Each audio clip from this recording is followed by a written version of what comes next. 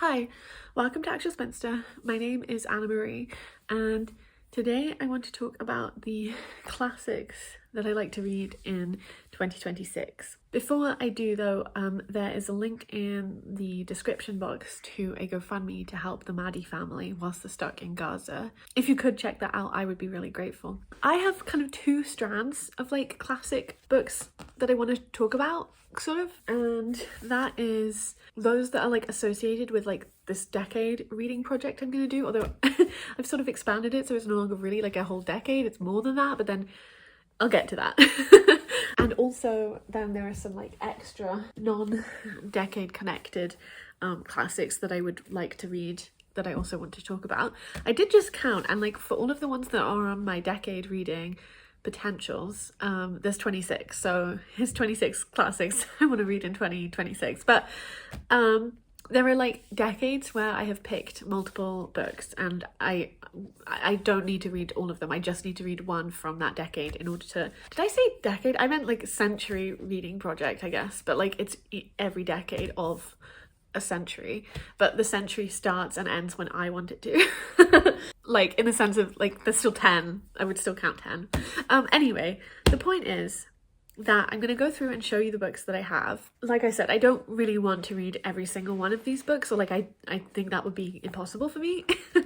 But I would like to read one from each decade. So for the past 2 years, as in for 2025 and 2024, I have been doing a reading project where I try to read one book from every decade. I think in 2024 I went from like I just went through the entire 20th century. So I wanted to try and read a book from 1900, 1910, 1920, etc. to 1990, and I almost did that. I think I didn't read a book from 1930 that year. I would say like a 90% completion rate is something I'm happy with, so that's fine. And then in 2025, I shifted back and I wanted to read a book from every decade between 1880 to 1980, which I almost did. I didn't read a book from 1960. I think I would be like more frustrated if like the decade that I was missing out was the same every year, but because it's like different, I kind of am like chill about that. That's all fine.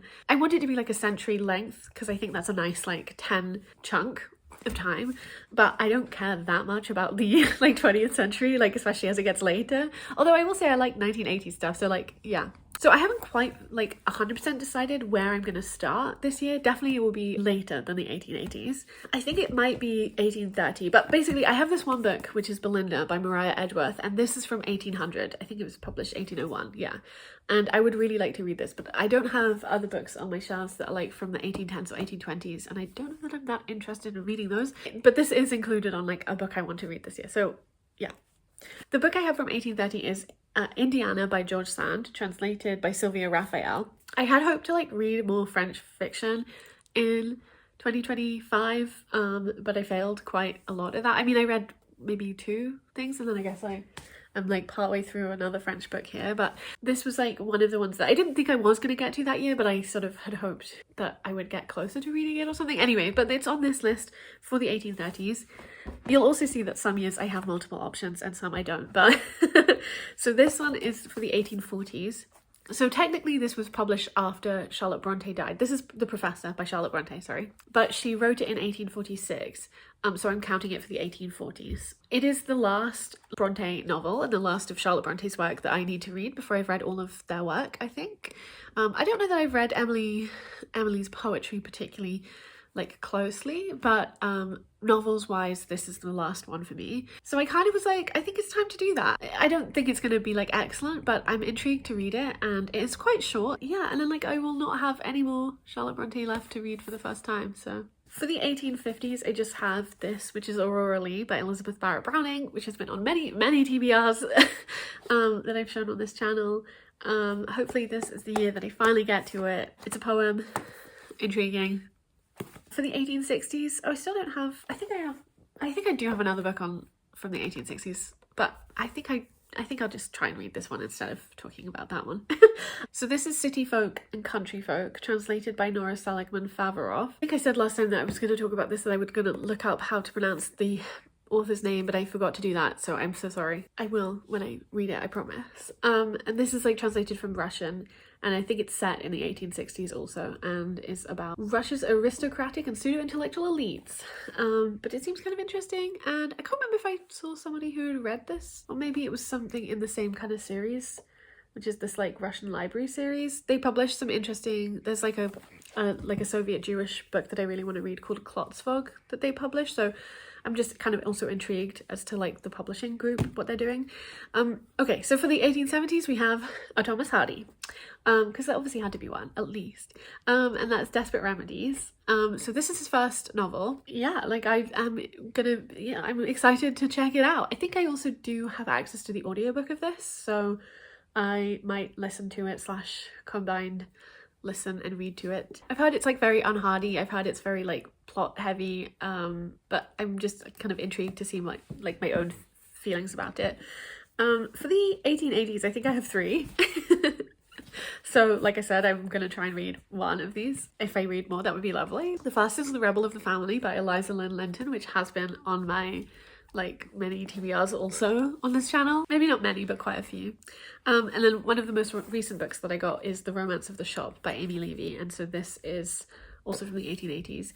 I guess this is slightly less priority in the sense that like it would just be great to read this considering how long I've had it, but I am kind of more excited to read this, I guess, although this does seem like a really fascinating book, so we'll see. And then the final one I have from the 1880s is Lucy by Amalia Skram, translated by Catherine Hansen and Judith Messick, which is a Norwegian novel. I've had this for a few years as well. I think I tried to read it like a few years ago, but I was like not a good time to like read.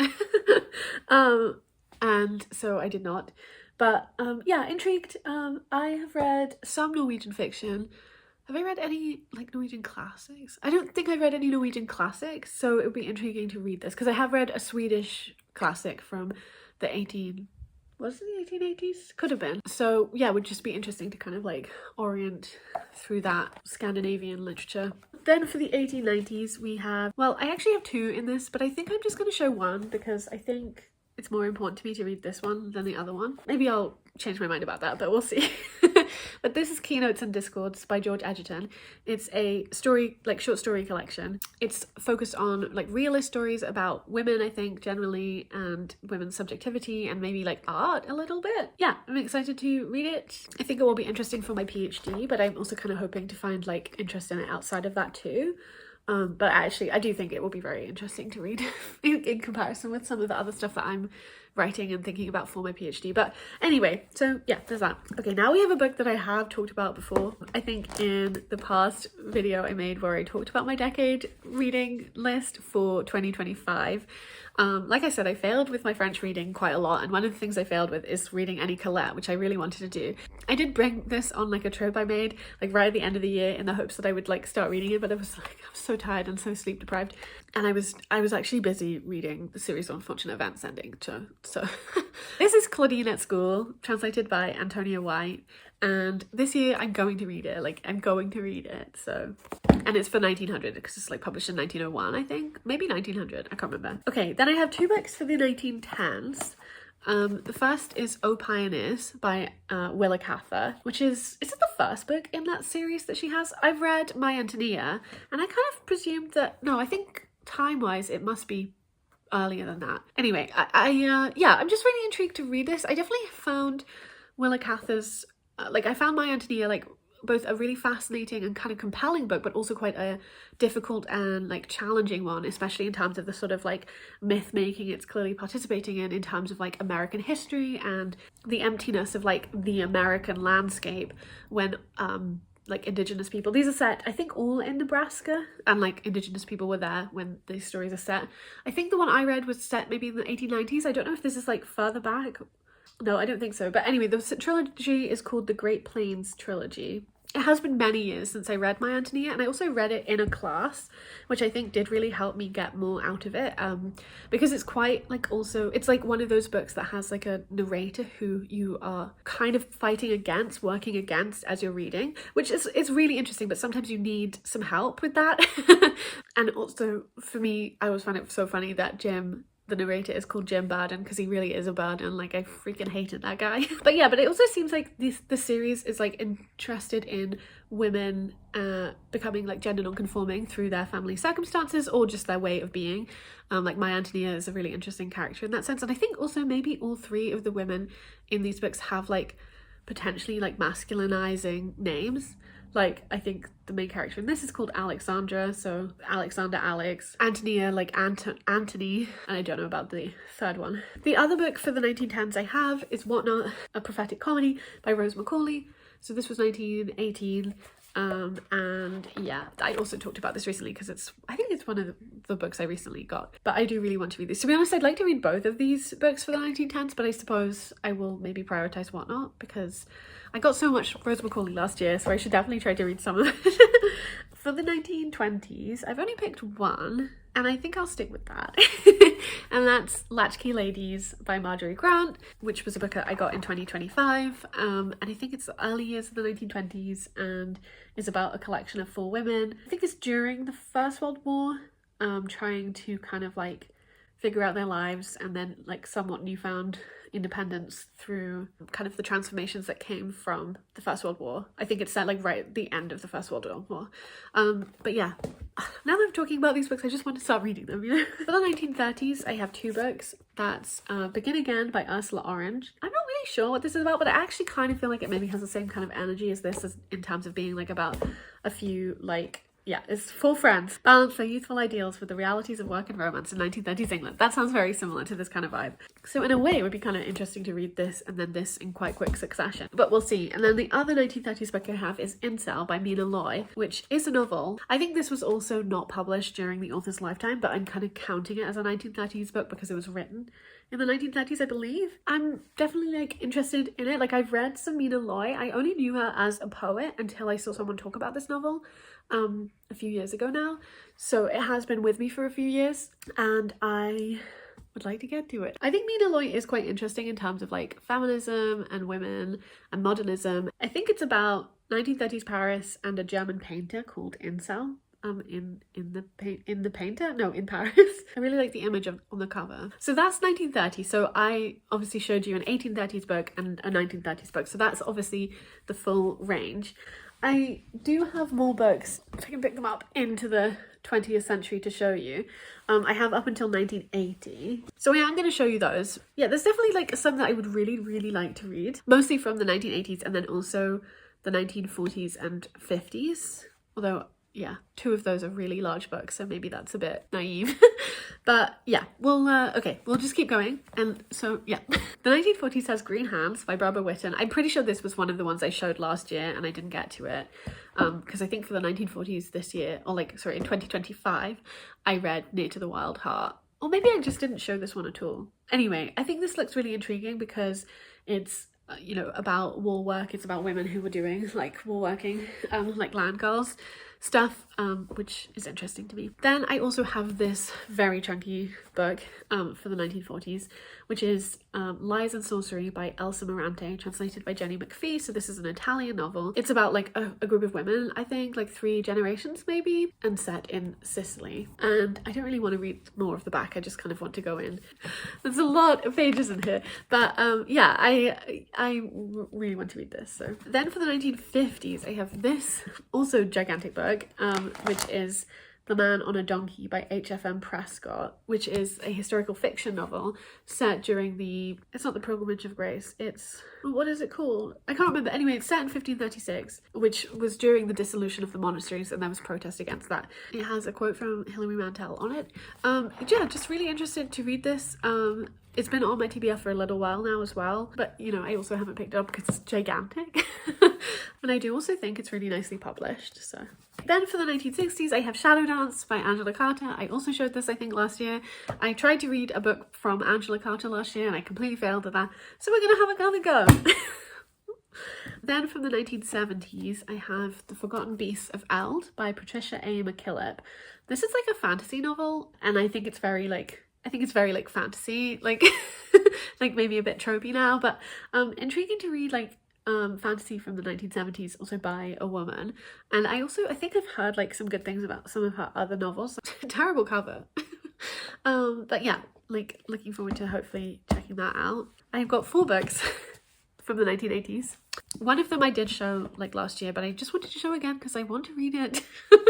And also last year I didn't do any German Democratic Republic reading, which I think I had done for the past 2 years before. So like 2024 and 2023, I think I'd done that because I'm really interested in, yeah, East Germany. And this was like a book that would probably in some way speak to that, but I never got around to it. But anyway, this is Cassandra by Christa Wolf, and this edition is translated by Jan van Herk. Okay, then we have a Muriel Spark book, and that's A Far Cry from Kensington. I've definitely talked about this before. I love Muriel Spark, and I'll probably read basically all of her work, I think. But I'm just kind of going fairly slowly through it. And then I have The Door by Magda Szabo, translated by Len Rix, which is a Hungarian book that I think looks at the relationship between 2 quite different women, one of whom is like an academic and a writer, and the other of whom is, according to the back, a peasant, illiterate, impassive, abrupt, seemingly ageless, and is like Magda's housekeeper. I didn't realise that the character's name is also Magda. Yeah, I'm really intrigued to get to this. Like, it's people I feel like who share similar reading tastes with me have like talked about how great this book is, and also specifically the writer. There's definitely other works by her that seem really cool to check out. I would love to get to this. I also have this, which is The Juniper Tree by Barbara Comins. This would be the second Barbara Comins that I've read. Somebody who I really love their like Instagram content and has recently like returned more to YouTube is Sporadically Reading, and she has talked a lot about Barbara Comins, including I think The Juniper Tree specifically because she really liked it as far as I remember. Yeah, I'm looking forward to reading this for sure. I did kind of want to read it last year, but I never got around to it. So those are the many books that are in my like decade reading project sort of thing. Maybe I will try to read 1850 to 1950 instead of 1830 to 1930 / onwards, but we'll see. I quite like this framework because it gives me both a lot of freedom as well as like infrastructure to be inside of. So as a result of that, I like don't want to like really be putting things into stone, but I also want to give myself lots of like options and openings. And also so that way I can kind of follow my nose a little bit. I will be as brief as possible about the other books that I'd like to read that are also classics. I have these books to talk about now, which are mostly, well, that's not true. A few are kind of related to like early modern reading that I wanted to do, and so I guess I'll just start with those. I have these 2 books. This one is a play. This is The Night of the Burning Pestle by Frances Beaumont. It's a citizen comedy play. Okay, well, it's not giving me a date, and maybe that's because it's like up for debate, but I think it's like late 1500s into the 1600s. Anyway, I just thought it like sounded kind of funny and interesting, which I think it's supposed to be funny. And then the other early modern thing I want to read is The Blazing World and Other Writings by Margaret Cavendish. I specifically want to read The Blazing World, which is one of the first like sci-fi kind of works, and I'm just really intrigued to read it. Margaret Cavendish was clearly a really fascinating woman. I do really like the image that they've chosen for the cover of this. I think I maybe picked this up. Yeah, I picked this up when I was doing my undergraduate for £1, and it was on the late Renaissance reading list, but clearly it wasn't on that reading list when I did that module. Or did I not do the late Renaissance reading list? I think maybe I didn't in the end. But anyway, I was just interested in it, so I picked it up and it was £1. But that is like 8 years ago now, so time to read it. The other books on this kind of section are, I really would like to reread The Lays of Marie de France. I read this also quite a long time ago. I really vividly remember reading it on the tube, so it was when I was like in London at some point. But I could have been doing that during like a holiday. I can't really remember. Like, I've had a hankering to reread it for a while, and I don't really remember the stories very well, but occasionally people will like say things that I'm like, I'm pretty sure that's a reference, or there's like a story about that in this collection of poem tales. A lay is like a particular form of writing. And yeah, I guess I should say who this is translated by. Let's see. It's translated by Glyn S. Burgess and Keith Busby. Also, I think in this edition they have the like old French in it, which is really interesting to me. I'd also really like to read The Mabinogion. This one is translated by Shauna Davies. It's a bunch of different tales, Celtic mythology, Arthurian romance, and an intriguing interpretation of British history. These are just some of the themes embraced by the anonymous, by the anonymous authors of the 11 tales that make up the Welsh medieval masterpiece known as the Mabinogion. Again, this has been like on my TBR, like my physical TBR for a long time. it would be great to read it. I'm definitely aware of some of the stories in it because I've read some of the retellings that, I don't remember what publishing group they are, but I will hopefully put like a picture of the stories I mean. The point is I've read some of those, so I feel like I might have some kind of like awareness, familiarity with these stories. Okay, and then finally we have Millennium Hall by Sarah Scott. This is a book from the 1750, so maybe I should try and read a book from 1750, 1850 and 1950. And yeah, I think this is kind of like an exploration of like female utopia, just like seems very interesting. Oh, actually, sorry, this was in 1762, not 1750. This is somebody else's copy, so I definitely need to read it so I can return it to her, but it has been quite a long time. And also, this year I did get like this renewed interest in the long 18th century. And so, like, this was one of the things I thought about picking up, but I never did because of like timing and fatigue and just like blah blah blah, but it would be great to read it soon. Yeah, okay, so that's like a mammoth pile of books. I would love to hear your thoughts about any of them, or like if there's ones that I should definitely prioritize, or if you're planning to also read any of them. Yeah, like let me know and we could maybe try and buddy read one. I'm not like particularly good at that kind of thing.